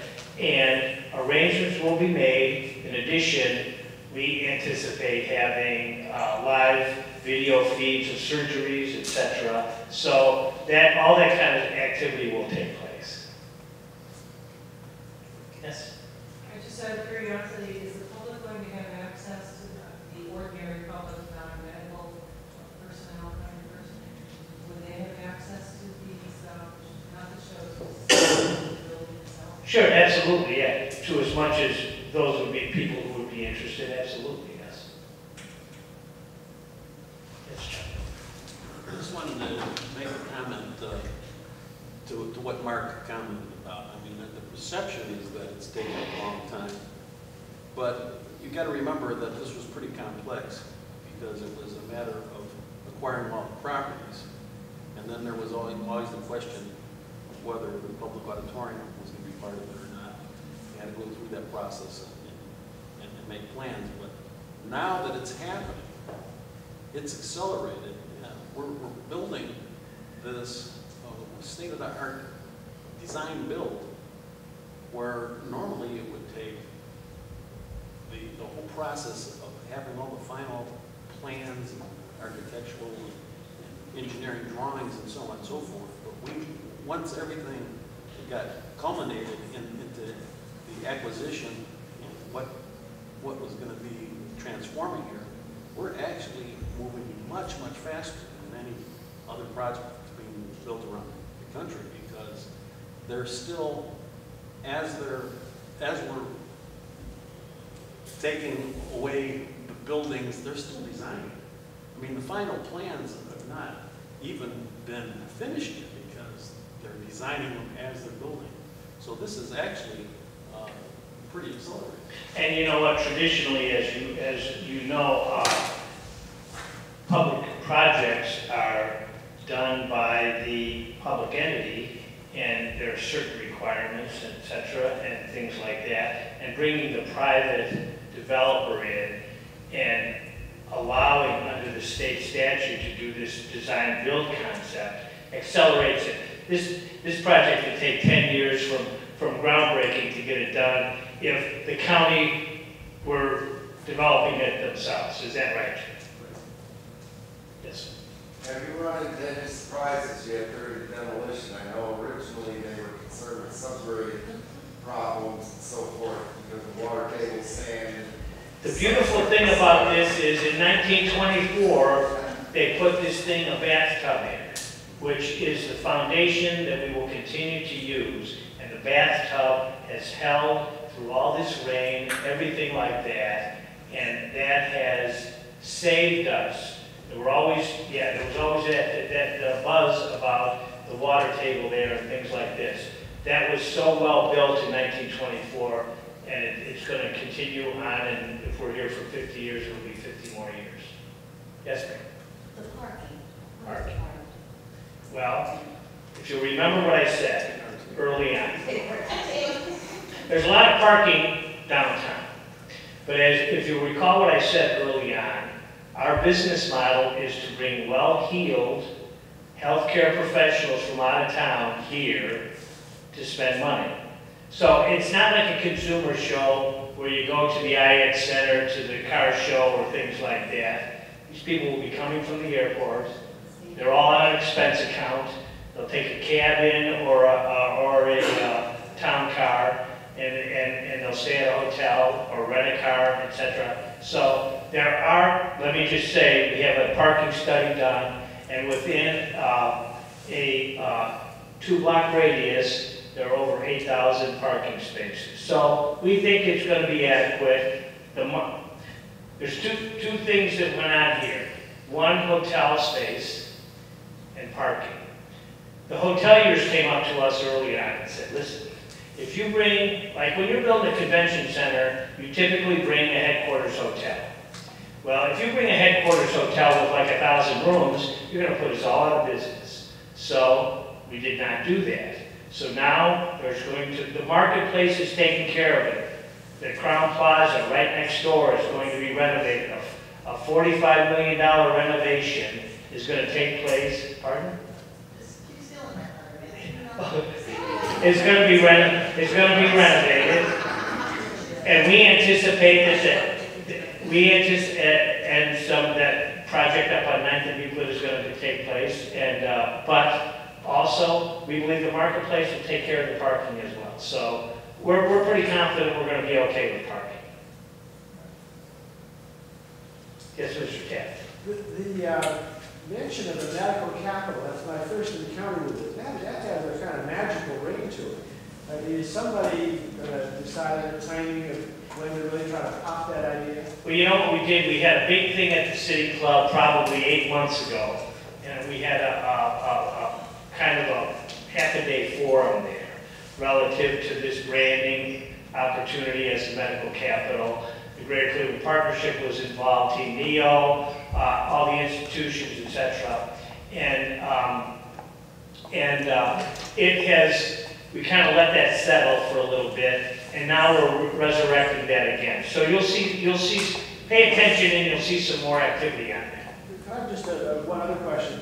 What about integrating Metro in the transportation web and the activity web? It's really a great facility, and yet the clinic and UH are so close to each other that they tend to be thought of as defining the center of gravity of the. Well, if you'll take note, I believe it is imperative that this community supports the public hospital, the safety net hospital here. And the county makes a significant subsidy to that, $36 million a year. And so between MMPI and the county, we're making sure that Metro Health is front and center in that and will be integrated in this process as well as the clinic in UH. And we have spent a lot of time there and working with them now and developing on what type of facility they're going to have in the space in the medical mart. So they're signed up. Yes. Another question. The medical mart is primarily what? Equipment, medical equipment, and that nature, as opposed to say pharmaceuticals or something Pharmaceuticals is, yeah, you know what, we got a little bit of a tough thing with pharmaceuticals, and we didn't really focus on pharmaceuticals because it's a little bit tricky. How do you display pharmaceuticals? You know what I mean? They don't move, you know, it's not a visual thing. So the pharmaceuticals, I think there's some companies that have come in that are have pharmaceutical lines, but they also have other lines. So pharmaceuticals are not a big thing. However, we believe that we will still attract pharmaceutical shows, which are big money shows. You're one of the largest pharmaceutical companies in the area, it's just down in Bedford. Right. It's We've been, but we were out there and they passed, so. Yeah, that doesn't surprise me. The Germans like to go on their own. Your mayor brought us out there and yeah, they wanted to do their own thing. No, it's just a quick comment, and that is, I am amazed as someone who at least, you know, is slightly in the know on the cohesive collaboration between all of the projects. The collaboration, the marketing, the opportunities, and I'm just very impressed with what we've seen so far. I was wondering if you would all, you know, put that on WVIZ and get this message out really to the region. I mean, there is something to be said about, you know, the commitment to the consideration of other businesses, to not, you know, developing, you know, with your own focus. It's kind of looking at the region. And I don't really know if this story is really being told, you know, like it really needs to be. Well, this is a good, perfect segue into Deb's presentation. Deb's presentation, because she's going to show where it all hangs together. Thank you.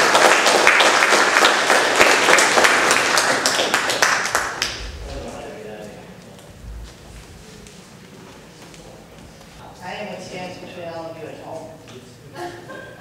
So, three pretty impressive presentations. Three pretty amazing men, really good in here, and thanks, God's here for 3 months, and for all the 30 years. I told you I could sum this all up in 3 minutes. Who would believe me? I believe you. See, I knew I liked you when I told her. If I can get sound, I'm going to try to sum up everything these guys have shared with you and a little bit more.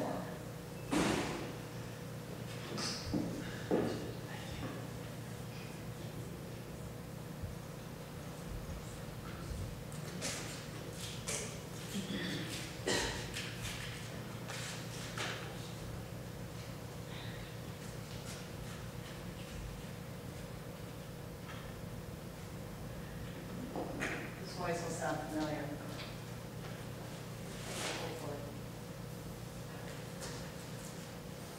If not, you do the voice. I can't do this voice. Each time I come here, you've done more to retool and reinvent. And that's something that the entire city is doing right now. It's reinventing itself.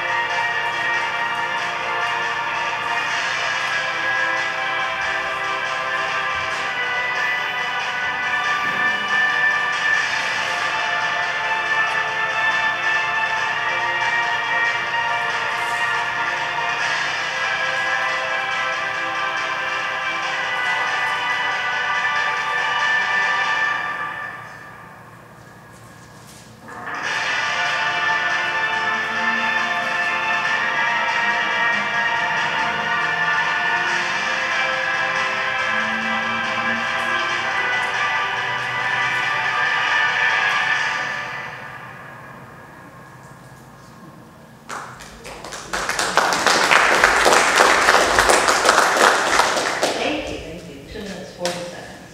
Told you I could do it. $6.8 billion. I'd be remiss if I first didn't say thank you to Peggy for getting me out here. Actually, on behalf of my boss, Joe Roman, and our partners, a lot of these logos we saw flying by there at the end, and our 15,000 members, 15,000 business members, and they touch every one of your communities. I could probably rattle off all 59 in Cuyahoga County, but I won't because of the hour. I'm a lifelong Clevelander. I grew up in Broadview Heights. I've never left. This community's given me everything for the last 23 years of a phenomenal career, and I've been giving the next 23 back and staying here and doing my job. But when you look around the country today, Grant touched on this a little bit, I challenge you to find any other city in the nation, large or small, that has this much going on. It's just not there. And it's the strength of everything you guys do every single day in the public sector, to work with the private sector, to work with your developers, to work with your constituents, and push these things forward. The $6.8 billion, to me, it's a little light. It's very heavily focused on downtown Cleveland and Cleveland proper, with some connections with infrastructure, which is the foundation of economic development. But $6.8 billion. Think about that. When before in greater Cleveland and Northeast Ohio have we ever had this opportunity? Almost $3 billion in medical institution expansion, healthcare services and provisions.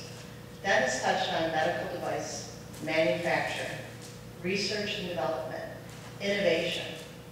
$234 million of venture capital and angel fund investments came into Northeast Ohio last year. 80% of it was in the 1 mile square radius at University Circle. That's the leverage. That's what drives the pulse of the heartbeat of the core to feed the limbs, which is Northeast Ohio. I read on the internet, so you know it's not true, that the average heart of a human pumps 1 million gallons of blood a day, travels 10,000 miles. The investment of the $6.8 billion is going to feed Northeast Ohio, Cuyahoga County, and beyond. Every time a trucker turns around and has to haul another dump of cement down to those projects, it's going to have an impact of $9 for every dollar. People are going to go back to work. Contractors are going to go back to work. We're going to have to bring skilled labor in. We have to get used to that. We are going to see out-of-state license plates on our construction sites. It's okay. We need it. We need to bring it in. We've got to train our constituents. We've got to train your constituency for more of the opportunities that are out there. And it will be medical related. It will be steel. It will be construction. It will be all the things that were so strong and good in the fabric of the being of this community has had its resolve on for the last couple hundred years. So I'm personally really, really excited. We talked about connectivity downtown. Someone mentioned how do you bring this all together. The mayor of the city of Cleveland, Craig Jackson, has pulled together a group, what they call a group plan commission, which is public-private leadership of 15 individuals who are looking at how do we connect all these projects? How do we make the experience in Cleveland different for the tourist and the visitor and everyday constituents who want to go down and experience something different, or go back and see the Oak Room, or the Silver Girl, or go down and get onto the 4th floor of the Marriott and take a look at that hole. Dennis talks about shovels. These are really big shovels. I mean, it's amazing what they're doing down there with this site. I learned myself after all these years that Lakeside Avenue in St. Clair, they're actually bridges over those properties. They're not streets. It's unbelievable, the fabric of this community. So we have to keep doing more. And at the Greater Cleveland Partnership, it's been such a wonderful 6 years for me. I spent 14 in public service, 2 tours at City Hall. We talked about the length of projects getting started. I was still in my 20s when Bart Olstein approached Michael White, who I used to work for, about the flats the first time. I was in my 30s when Scott and Iris came to talk to Mayor Campbell, who I had the privilege to work for. I'm in my 40s now. We've broken ground. So patience is definitely a virtue, but again, nothing like this has ever happened before, I think, to this region.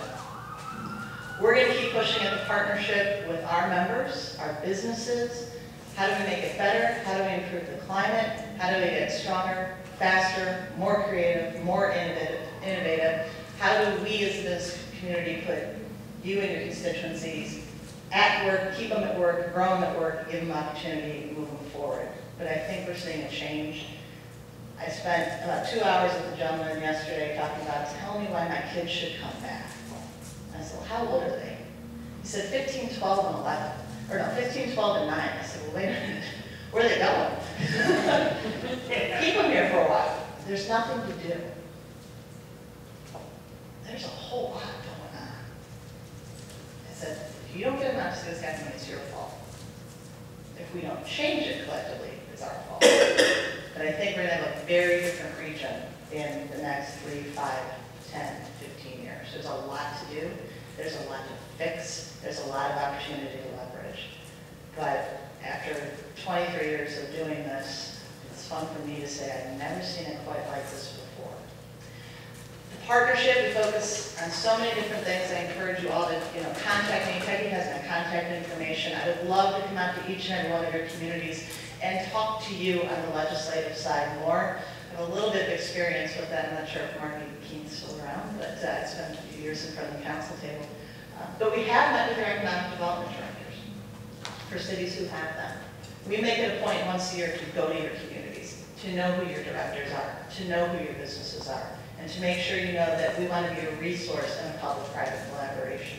Steve and I had a chance to spend a lot of time together in the county transition team before Executive Fitzgerald took over. The amount of engagement in this community is unbelievable, the dedication, the passion, the patience. It's time for us to keep pounding the table a little bit and moving this forward. So think of the GCP, think of COSI. We'll bring these guys out. As we said, we'll bring other development out. We'll work with each and every one of you. Sometimes we have to agree to disagree on certain perspectives. That's the nature of the game, and that's what we buy into. But my experience is the vast majority of the time, we're on the same page with the same goals, and we'll work collaboratively to move forward. I'm going to stop, answer any questions in general as it relates to the partnership or our role here, or any of the things these gentlemen have presented tonight. I want to thank you again for having us here.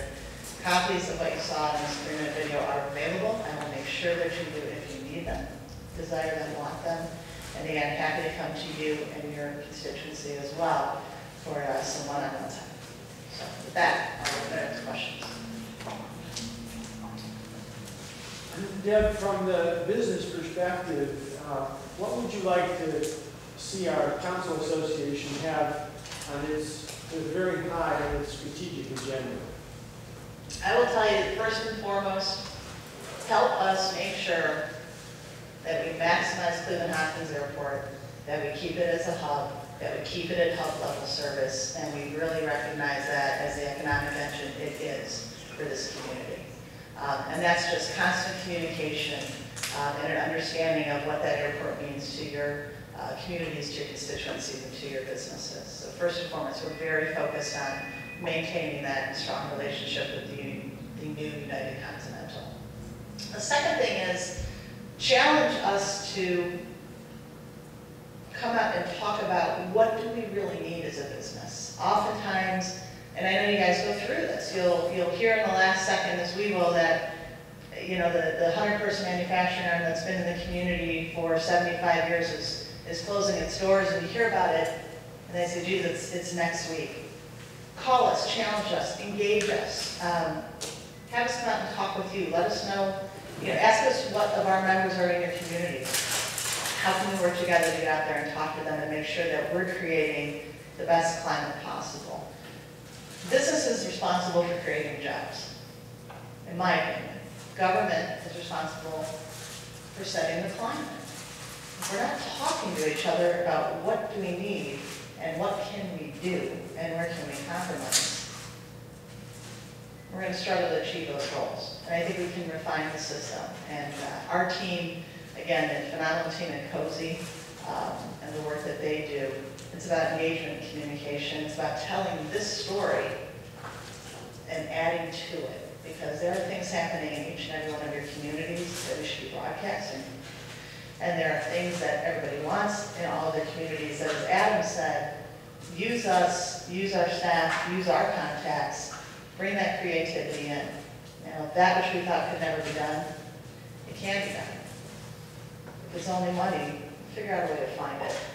That's the easy part, in my opinion. It's getting through the process and making sure we're serving the needs and we have the right path, and then we'll get there. So please engage us. What is your organization, for that matter, any organizations in this area doing to promote this area outside of this area?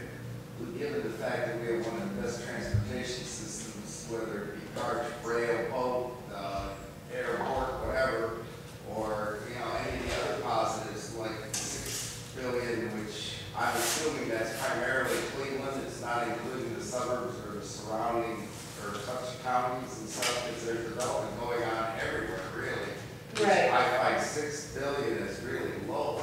Yeah, as I said, the 6.8 is really mostly Cleveland proper, but half of that are the medical institutions. And as you look around at what the investments have been from the clinic, from UH, Metro with their neighborhood centers, and it's also inclusive of Elyria Medical, SUMA expansions, and so the medical institutions as they're expanding are probably about half of that. The infrastructure, if we look at the investment that Cuyahoga County and the ODOT District 12 invests annually, we actually do a report through our Build a Greater Cleveland program. It's almost $1 billion every 2 years. Infrastructure is the foundation for development. Every year, I was going to figure that out, but every year we are ranked the Cleveland-Lorraine MSA as one of the top 10 logistics areas in the country. Every year. And we're not number 10. But what are we doing to sell ourselves? A lot of that is happening through, our organization is doing what we can through the Cleveland Plus marketing program. We have gotten phenomenal national and global coverage on what's happening in Greater Cleveland and Northeast Ohio. We're working with different types of professional publications to talk about the logistic prowess. Our affiliate Team Neo, who does business attraction, it's one of the things we promote each and every time we're looking at business to come here. We'll get an ask that says we have to be within 45 minutes of an airport, and we want rail, and we want highway, and we'd love to be within 50%, 40%, 30% of the country's population. We have it all. The GCP and COSI, we're big proponents of get to the waterfront, get to access, change the experience, but we're also big proponents that there's 1 trillion gallons out there, so let's go get the water line companies that need it, that may not have it in Atlanta, that may not have it in Albuquerque, that may not have it in Phoenix. So we need to promote it both ways.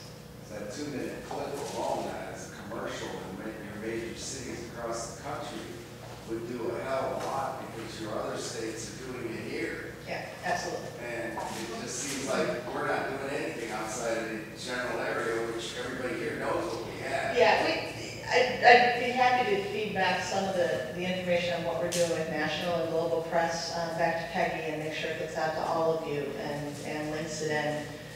I'm a little bit, old school, and I still look at periodicals in the newspapers, but what we're doing on social media and outreach that way as well has been pretty impactful. We have so much more to do, and really what's here and what the opportunities are. I just think along the same lines with John saying, 'cause I think we have some responsibility too. I shudder when I hear people say they're moving to Cleveland or just moving here from LA, and the first thing that people say is, why are they moving here? If somebody like Brad comes into town, I can't get them down to Flats and Tremont and Ohio City. I think we have some responsibility, both as individuals and legislatures, to also sell this area. No, I agree, and again, that's something I think we can help with. We can certainly help with Positively Cleveland. They just had a great annual event yesterday at the Q. Dave Gilbert's bringing in a whole new feel to it. So there is so much happening on that front too. The trade shows, the casino, the employment opportunities that are happening. And the Sports Commission's got in the next 2 years, 2013, the senior games, the National Senior Games will be in Cleveland. It's the second largest amateur event in the world. The year after that, we've got the largest amateur event with the Gay Games. 100,000 athletes, who knows how many people will be coming out It's the here. largest event that will ever be held in the state of Ohio. Ever. And Dave's work is doing that. So this gets back to communication and partnership. We've got to get out to you guys more. connect with us, come in, really leverage it, and I'm happy to spearhead that from our organization and our affiliate partner organizations as well.